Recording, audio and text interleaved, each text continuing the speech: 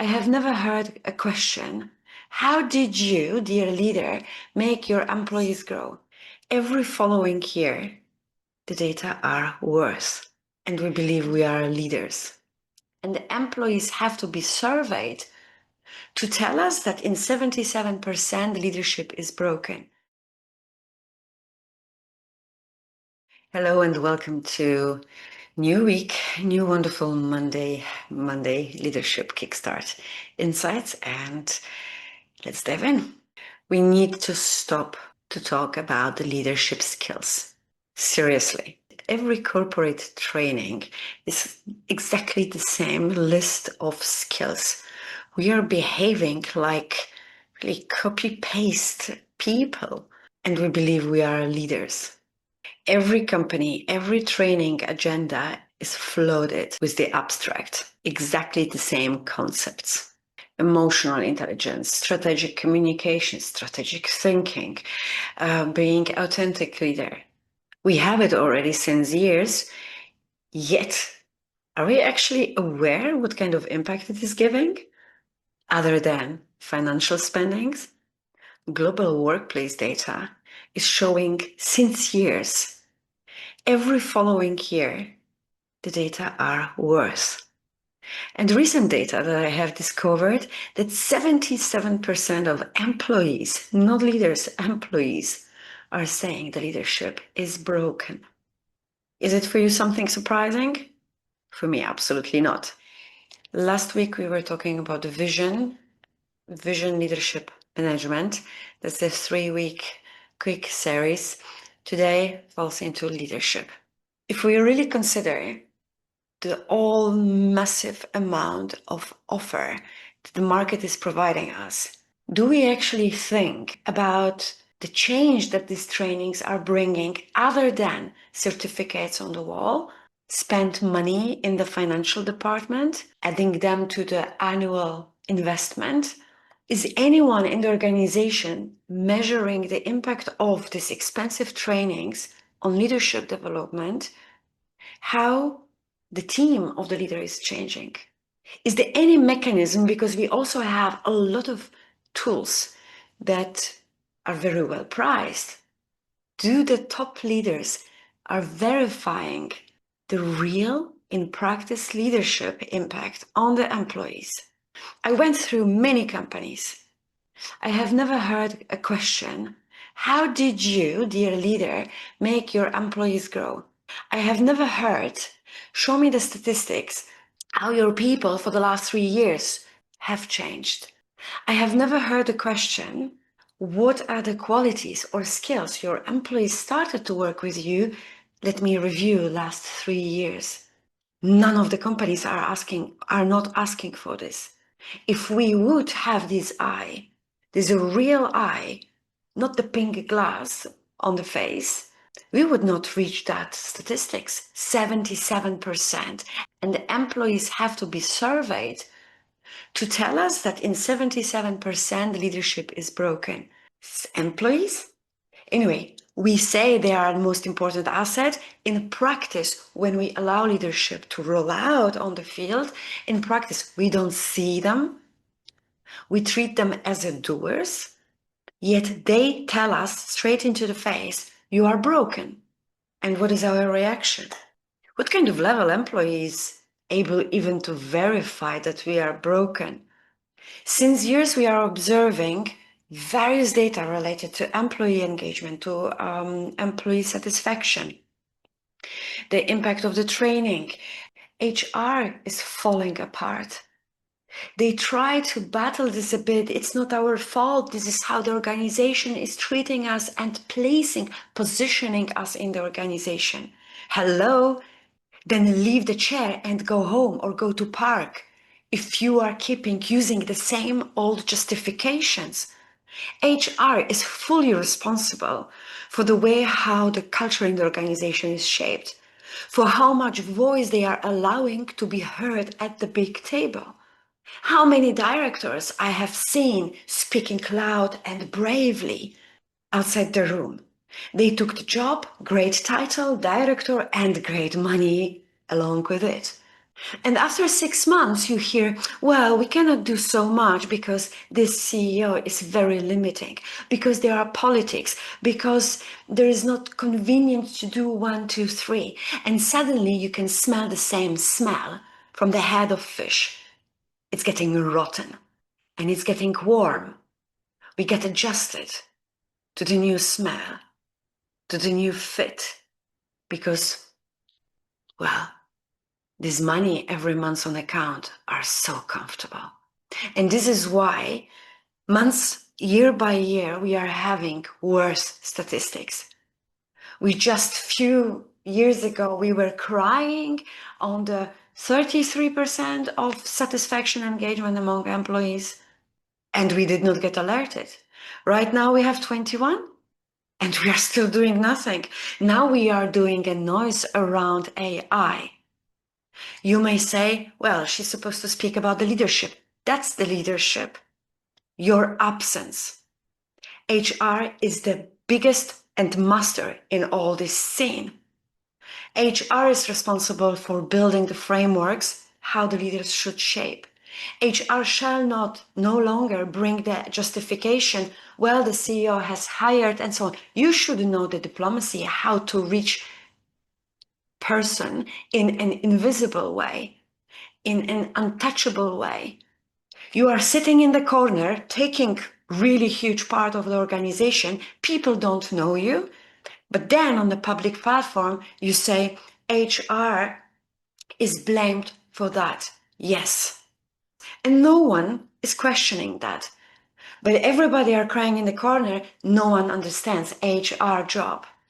Hundreds of applications for the annual leave, performance review, another policy implementation, or that month's employee award. We all have seen that. And people from HR might be angry. I don't care. You can be angry. But I am not a rookie. I have been in your shoes. I have been around, above, and down. And you fail. You are responsible for the leadership in the organization. You can't anymore blame the CEO. CEO had a vision for the company. He hired you for the good money. He led to hire you a good amount of people to help him to serve the organizational growth.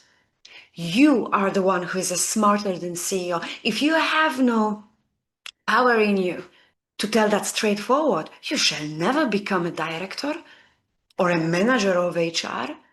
We need to justify. But instead, we like to cry in the corner. Organization does not give us enough respect. Organization does not give us enough space for voting.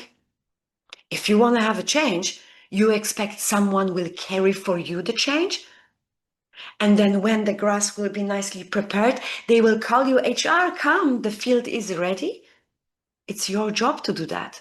As HRs are putting the bombs on the leaders, leaders are a product of your quality, of your ability, where also HR is contributing to it. Around the AI automation, what leadership in HR? Like 40 years ago, you still keeping counting who is to be fired and who is to be hired. You didn't change anything. You are so important, and you know that you are very important. I do not understand why you are hiding yourself within that. Because from the legislation perspective, you have such amazing power. And I just don't get it why you are afraid to raise your voice up in front of the CEO, in front of the other executives, especially executives that really need your knowledge. Because there are plenty of executives, they call themselves leaders, and we know they are absolutely broken and misaligned. That's the one part. The leadership, second part, and the final for today, it's when you are entering the organization. I have seen that many times. The new person, new manager, or even consultants, they are coming, the collar highly made, and the standard behavior is everywhere. There is a focus on meeting with other executives. It will take a month. Attending the high-level meetings, it will take another month.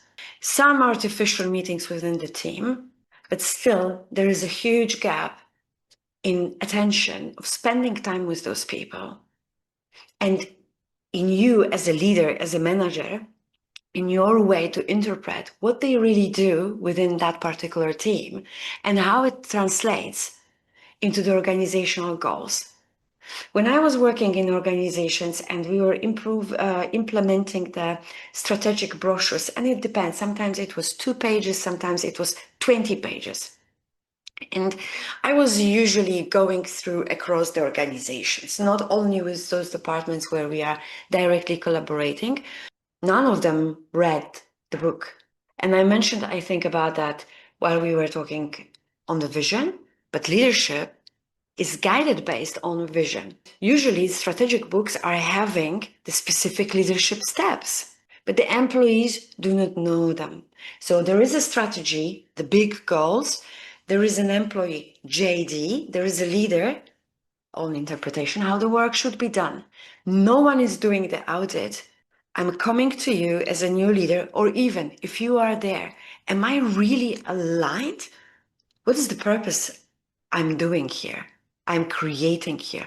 Are you knowing that? Or you are so deep in waters that you just swim to survive? Or you have actually exact destination where you want to lead that ship.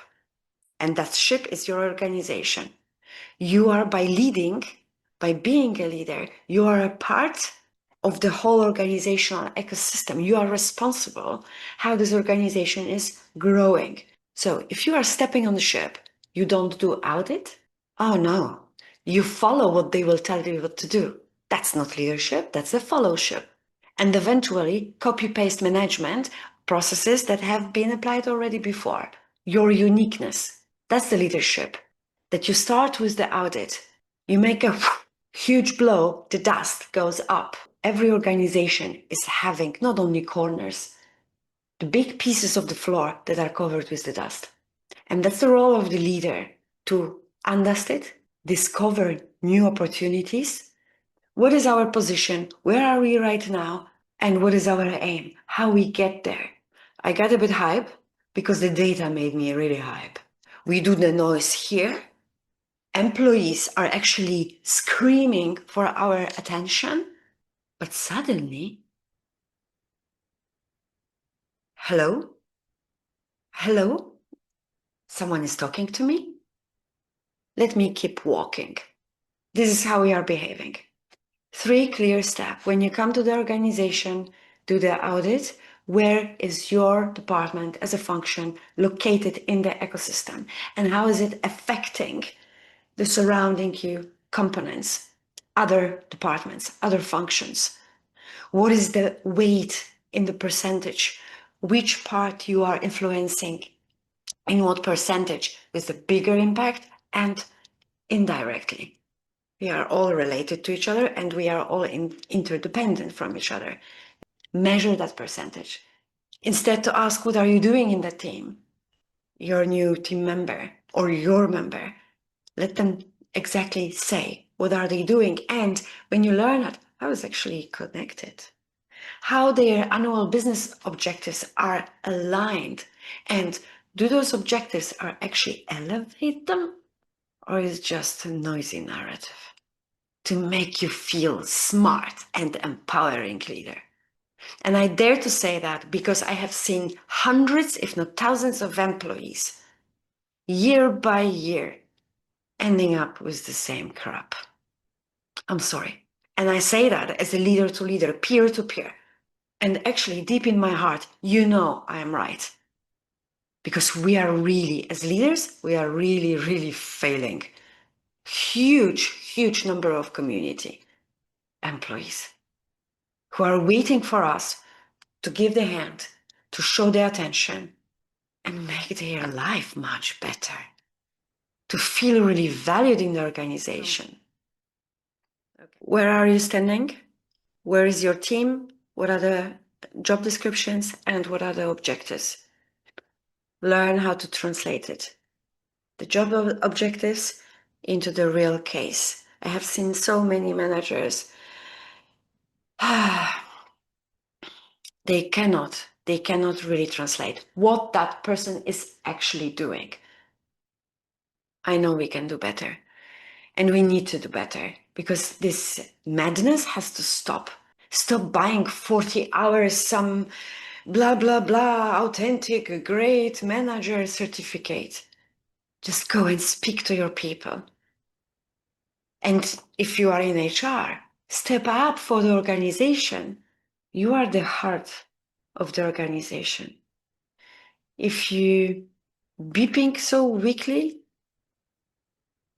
that's why organization goes so weakly. We can do better. Yeah, obviously I had to vent. We are all smart, we are all wise. We are sometimes lost and we have right to be so. If you can't take that critic, if you are feeling a boiling blood in you, that's a signal, I'm right. And it is just constructive feedback on the reality. Otherwise, prove me wrong.